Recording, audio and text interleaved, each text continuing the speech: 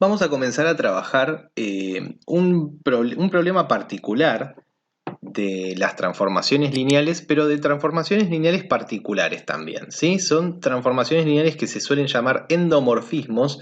Endomorfismos son aquellas transformaciones lineales que van, por ejemplo, de un espacio, ¿sí?, en el mismo espacio, ¿sí? Es decir que, por ejemplo, transformaciones de R3 en R3, de R5 en R5.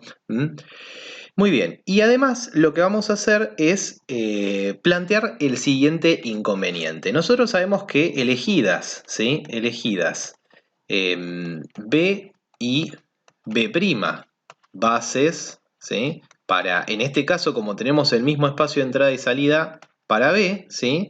Tenemos, ¿no es cierto?, una matriz F, ¿no?, en B y en B', formada, por supuesto, con estos numeritos de acá, ¿sí? Vamos a poner, bueno, A11, A12, etcétera, A1n. Ya acá estoy diciendo que la dimensión de B es n, ¿sí? Y esto es otra cosa. Vamos a estudiarlo para espacios vectoriales de dimensión finita. A21, A22, etcétera, A2n, etcétera, AN1, AN2, bla, bla, bla, ANN.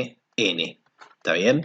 Esta matriz, en el caso de que sea un endomorfismo, va a ser siempre cuadrada, porque obviamente el espacio de entrada y de salida tienen la misma dimensión. Recordemos además que estos numeritos de acá, o sea, la primera columna, no son más que las coordenadas de f de B1, suponiendo que B esté formado por B1, etcétera, Bn, ¿no? Son las coordenadas de f de B1 escritas en la base B', en la base de salida. Muy bien. Lo que nos vamos a preguntar ahora, ¿sí? Vamos a simplificar, vamos a hacer primero una simplificación del problema. Vamos a suponer ahora que, bueno, como tenemos el mismo espacio de entrada y de salida, lo que vamos a hacer es elegir la misma base, ¿sí? Entonces, en lugar de hablar de dos bases distintas, ¿sí?, lo que vamos a hacer es elegimos, ¿sí?, elegimos la misma base para el espacio de entrada y de salida. Entonces, ya vamos a hablar de una matriz asociada que tiene una sola base, a la cual se le relaciona una sola base, o sea que vamos a hablar de una f en B, y por supuesto, por ejemplo, acá tendríamos las coordenadas de f de B1 en la base B, obviamente. Muy bien, lo que nos va a interesar, ¿sí?, es tratar de buscar, de alguna manera, una base para la cual la matriz esta no sea del todo complicada, ¿sí? Vamos a ir más fácil todavía, para que sea lo más sencilla posible, ¿sí? ¿Cuáles son las matrices lo más sencillas posibles? Uno tiene que empezar pensando en la matriz identidad. La matriz identidad tiene una diagonal de unos y el resto ceros, ¿sí? Porque justamente las matrices funcionan bien de esa manera, funcionan bien si son diagonales. Esas son las matrices ideales, ¿sí? Entonces lo que vamos a hacer es preguntarnos si habrá una base, ¿no es cierto?, una base de B, ¿sí?, en la cual la matriz asociada, por ejemplo, F en esa base B, en vez de ser esta matriz, sea una matriz que sea en A11, que tenga un número, que por alguna razón lo voy a llamar lambda 1, y después sea todos ceros, ¿no? Así, siguiendo. Después, en la segunda, sea 0, lambda 2, 0, 0, etcétera, 0. Después sea 0, 0, lambda 3, etcétera, 0. ¿Se entiende la idea? O sea que vaya siendo acá ceros y que tenga numeritos solamente en la diagonal. Es decir, que sea una matriz diagonal.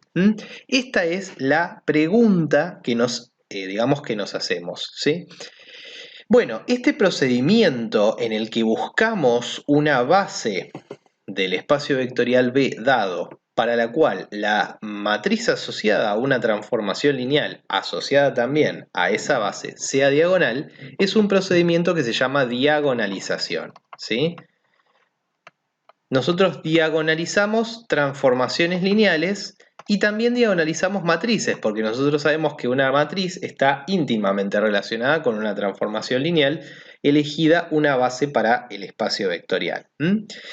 Bueno, entonces vamos a empezar a ver qué debería pasar, ¿sí?, para que efectivamente esta sea una posible matriz, ¿no?, asociada a una transformación lineal con una cierta base.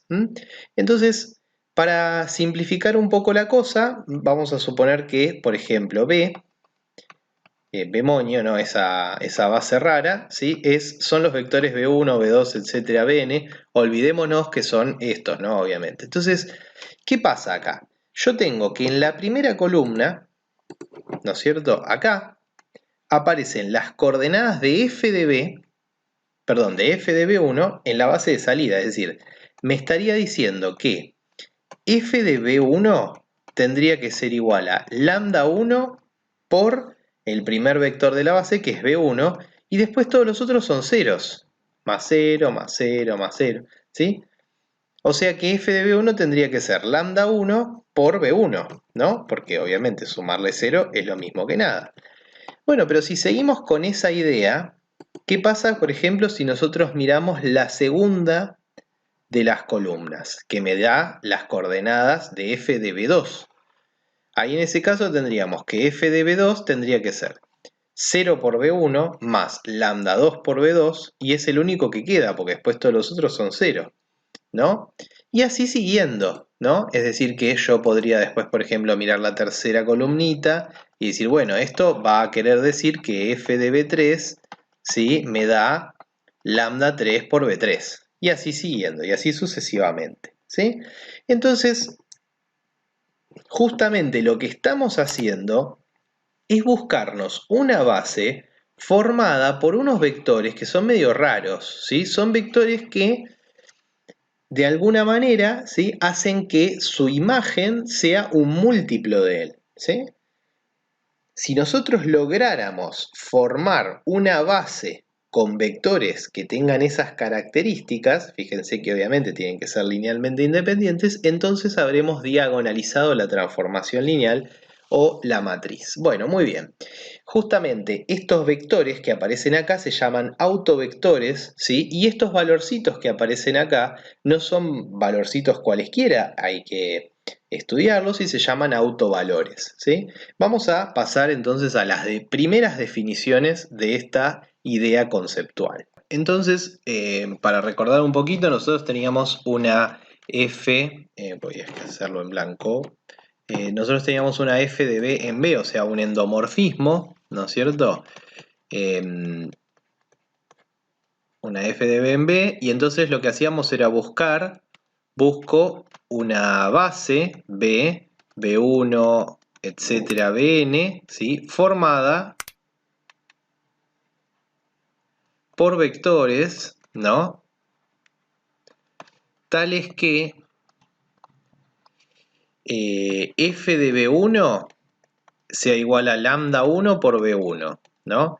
F de B2 sea igual a lambda 2 por B2, y así siguiendo, ¿no? F de Bn sea lambda n Bn para ciertos, ¿sí?, para ciertos lambda n, ¿sí?, lambda i, vamos a poner, si ponemos lambda n estamos eligiendo el último, para ciertos lambda i con i igual 1, 2, etcétera, n, ¿no?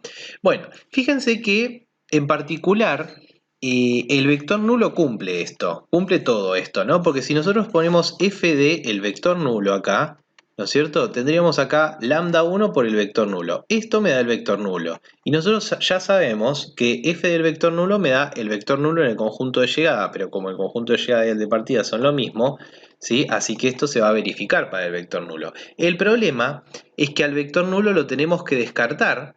¿Por qué? Porque nosotros lo que queremos hacer es formar una base, y una base no puede tener nunca el vector nulo porque haría que esto sea linealmente dependiente, ¿sí? O sea que queda descartado, ¿sí?, queda descartado, por supuesto, la opción que cualquier b sub i sea el vector nulo, ¿sí? Esto, por supuesto, queda descartado. Tengo un problema con la notación. A veces pongo vector nulo así y a veces pongo vector nulo así, ¿sí? Pero bueno, es exactamente lo mismo, ¿no? Es solamente como para no escribir el vector nulo. Bien, entonces vamos a la primera definición que tenemos acá, ¿sí? Entonces sea f de B en B ¿sí? Un endomorfismo.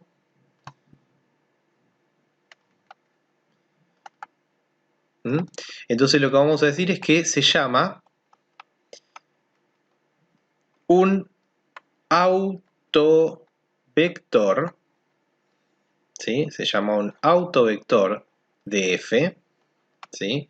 A un vector b, perteneciente obviamente a b, no nulo, ¿sí? No nulo, lo descartamos, tal que f de b es igual a lambda por b para algún lambda, obviamente, del cuerpo K, ¿sí? Bien, y a ese lambda, ¿sí?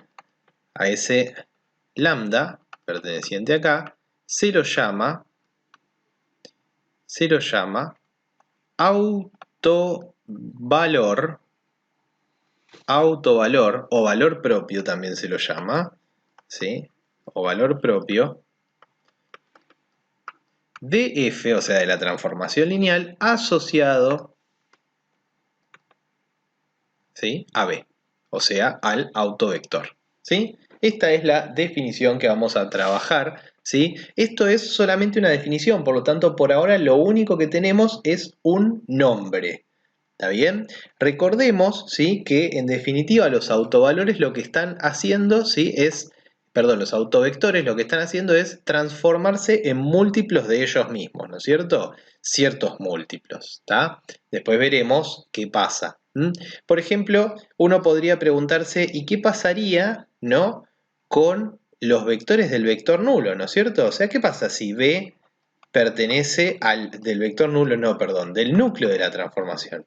Si B pertenece al núcleo de la transformación, lo que nosotros sabemos es que f de B, obviamente me va a parar al vector nulo, pero el vector nulo lo podríamos pensar como 0, 0 número, por B, ¿no es cierto?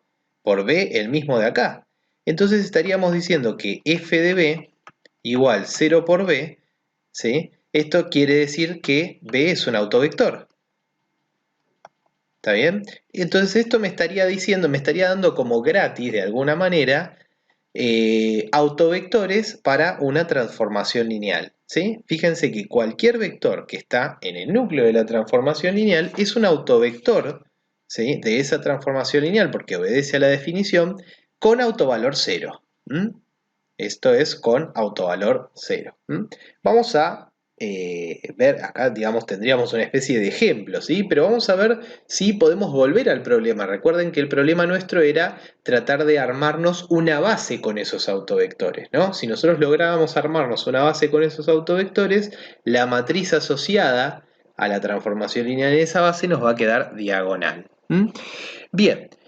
Por ahora lo que tenemos entonces acá en esta especie de introducción, ¿sí? Es la primera definición, ¿sí? Tenemos la definición de autovector y tenemos obviamente la definición de autovalor y tenemos bien en claro cuál es el problema que nosotros queremos resolver. Nosotros queremos encontrar una base de autovectores, ¿sí? ¿Por qué? Porque si encontramos una base de autovectores, estamos seguros que la matriz asociada a f en esa base nos va a quedar una matriz diagonal que además está formada por esos numeritos que llamamos autovalores.